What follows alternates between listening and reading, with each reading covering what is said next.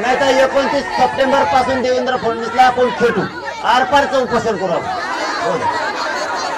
बघू आपण 29 सप्टेंबरला ठरवू काय करायचं.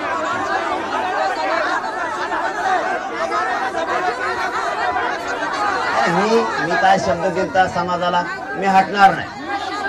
आता 1 वर्ष झाला माझा समाज रस्त्यावर, कोटीना महिला आहेत, लाखांना महिला आहेत, कोटीना मराठा समाज मला नाही सहन होते. माझा समाज, तुम्ही ऐका, माझा समाज ऐका, तुम्ही 2 मिनिटं ऐका. माझा समाज 1 वर्ष झालं, अशी एक जात नाही. 1 मिनिट ऐका, 1 मिनिट ऐका सगळे तुम्ही. हे बघा महाराष्ट्रात सांगतो तुम्हाला, 1 मिनिट ऐका ना, 1 मिनिट ऐका, फक्त 1च मिनिट ऐका. या 1 वर्षात माझ्या समाजाचा किती तोटा झाला ते सांगतो. 1 मिनिटात तुम्हाला सांगतो, तुम्हाला 1 मिनिट ऐका फक्त. माझ्या समाजाचे बलिदान गेले, त्या आई बहिणीचं त्या मराठा आरक्षणासाठी कुंकू पुसलेलं, तिचं कुटुंब उघड्यावर पडलंय, लाखानं पोरावर केसेस झाल्या, कोटीना मराठा समाज रस्त्यावर आहे. मला हे सहन होत नाही. त्याच्यामुळे हे आमरण उपोषण 29 सप्टेंबरचं आरपार होणार आहे. कारण बलिदान गेलेल्या कुटुंबाचा बदला मी देवेंद्र फडणवीसला जागा दाखवून घेणार. देवेंद्र फडणवीसने बलिदान घेतलेले, त्याला देवेंद्र फडणवीस जबाबदार आहे. आणि मोठीना माझ्या मराठी आया बहिणी रस्त्यावर उभा आहे, तरी या आया बहिणी सुद्धा या देवेंद्र फडणवीसला माया येत नाही. बलिदान गेलेल्या कुटुंबाचं स्वप्न पुरं करायचंय, मराठ्याला आरक्षण द्यायचं. अशी एक जात नाही या राज्यात, मराठ्यांच्या महिला आहेत, मराठ्यांच्या लाखानं महिला रस्त्यावर आहेत, लाखांनी, 1-2 नाही, कोटीनं मराठा समाज रस्त्यावर आहे. 1 वर्ष झालं जर माझा समाज लढतोय तर हे करतेच काय? म्हणून यांना जाऊ द्या, काय फरक नाही पडत. 1 वर्ष झालं शब्द दिलेला आहे, हे कुटुंब माझ्यावर पडू द्या, पण कोटीनं मराठी सुखी होणार आहे. आरपार लढायचं, सगळ्यांना लढायचं, आपण सगळ्यांनी आरपार लढायचं म्हणजे लढायचं, सगळ्यांनी आरपार लढायचं. होऊन जाऊ द्या. सगळा महाराष्ट्र 29 सप्टेंबरला उपोषणाला बसू द्या, पण आता नाही हटायचं. लय झालं नाही, इथं जागा पुरली तर त्या हवेला बसतील, जशी जागा पुरून तशी. पुन्हा एकदा 6 कोटी मराठी एकत्र राहून होते, पण आरक्षण मिळवायचं, आता नाही हटायचं. निवडणुकीत बी पाडायचं आणि उपोषणात बी आरक्षण मिळवायचं. त्याला दोन्हीच सुट्टी द्यायची नाही त्याला. आणि त्याचे जेवढे आमदार बोलते ना आपल्या विरोधात, भाजपचे, ते सगळे आमदार इथून पुढे पाडायच्या, एक नाही ठेवायचं.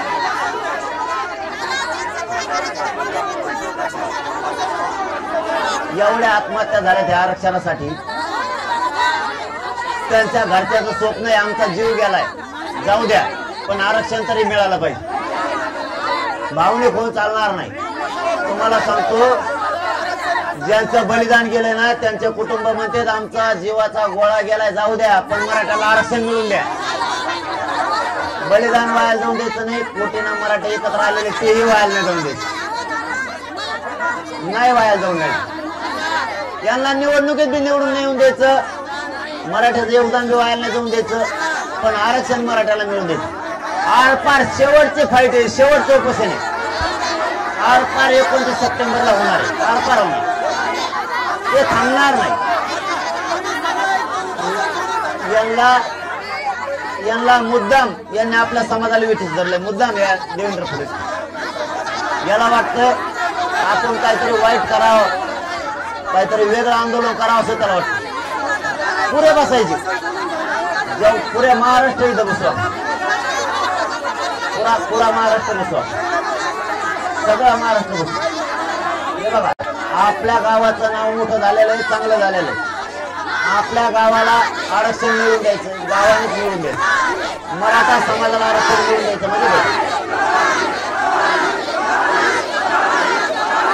उपोषण 29 सप्टेंबरला होणार आहे. बलिदान गेलेले कुटुंब, कोटीना मराठा समाज रस्त्यावर, त्या मराठा समाजाला न्याय द्यायची जबाबदारी माझी. माझा जीव या समाजासाठी गेला तरी चालतो, पण कोटीना मराठे वाचले पाहिजे. कोटीना मराठ्याचे पोरं अडचणीत येत, रोज मराठ्याच्या पोराला अडचण येत आरक्षणामुळे. रोज ज्यावेळेस पोरं माझ्याकडे येतात, तुम्हाला सांगतो, तुम्ही ऐका, भावनिक नका होऊ. पोरं माझ्याकडे येते, पोरं सांगतात आरक्षणामुळे आमचं वाटलं झालं. काही पोरं म्हणतात आरक्षण नाही मी 1% रोखलो. काही पोरं म्हणतात आमचे हाल व्हायला लागले तर आरक्षण गरजेचं आहे. मराठा समाज रस्त्यावर एवढ्यासाठी की आरक्षण मिळावं म्हणून. समाजाची इच्छा पुरी करणं एक मुलगा म्हणून माझी जबाबदारी. माझी जबाबदारी आहे मराठाचा मुलगा म्हणून. मी जर मराठाला मायबाप मानतो तर मुलगा म्हणून माझी जबाबदारी त्यांची इच्छा पुरी करणं. मग माणसाला जीवनात येऊन मरण एकदा आहे, कवा ना कवा तरी आहे.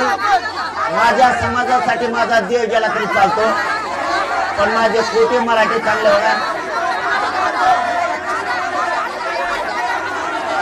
29 सप्टेंबरला उपोषण होणार आहे, पुरा महाराष्ट्र इथं होणार आहे. माझा मराठा समाज अडचणीत आहे. माझ्या मराठा समाजाला वर्ष झालं यांनी बेदार केलं. यांना जेरीस आणायचं मध्ये आणायचं, आपण सगळे बसू. पुरा महाराष्ट्र इथं होतं, पण उपोषण 29 सप्टेंबरला होणार.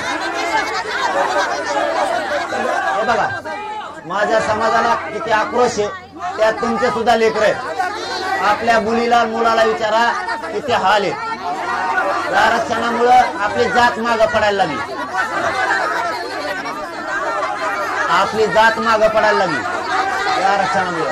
तुम्ही समजून घ्या, प्रत्येक वेळेस भावनिक होऊ नका. मी इथं बसणार आहे, तुम्हाला सांगतो ऐका. तुम्ही मला इथं नाही बसून दिलं समजा, ऐका, तसं म्हणत नाही, मी आड नाही बोलत. तुम्ही मला 2-4 दिवसांनी डॉक्टरला जरी न्यायला लावलं तरी मी त्या दवाखान्यात सुद्धा उपचार घेणार. दवाखान्यात जरी गेलो तरी मी तिथं उपोषण यावेळेस करणार. मी एकदा करायला लागलो की लागत. माझ्या समाजाचा लय हाल आहे. समाज मोठा करण्याची जबाबदारी बाबा आपली.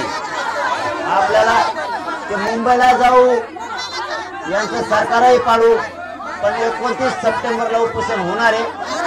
आणि राज्यातला सगळा मराठा समाज इथं वाटल्यास इथं बसा, पण पर्याय नाही. या देवेंद्र फडणवीसला घेरल्याशिवाय पर्याय नाही. याला पर्याय नाही. आम्हाला होणार आहे. मी सांगितलं तुम्हाला, मरू द्या.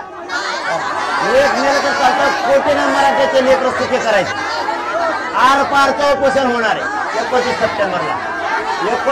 यांनी 28 सप्टेंबर पर्यंत 29 सप्टेंबर पर्यंत यांनी दिलं तर ठीक, नाही तर होणार आहे. यांना रस्त्यावरती लढाई पाहिजे, आणि रस्त्यावरच्या लढाईला हे भेट नसते. हे फक्त शांततेच्या आंदोलनाला भेटे. कोणी बसू द्या. त्या देवेंद्र फडणवीसला म्हणा, तुला आमच्या विरोधात ज्याला ज्याला बसवायचं त्याला बसव. तुला आमच्या विरोधात कोणत्या जाती घालायच्या त्या घालव. आमच्या पुढं आंदोलन आणून बसव. तरी बी 29 सप्टेंबरला होणार आहे. मला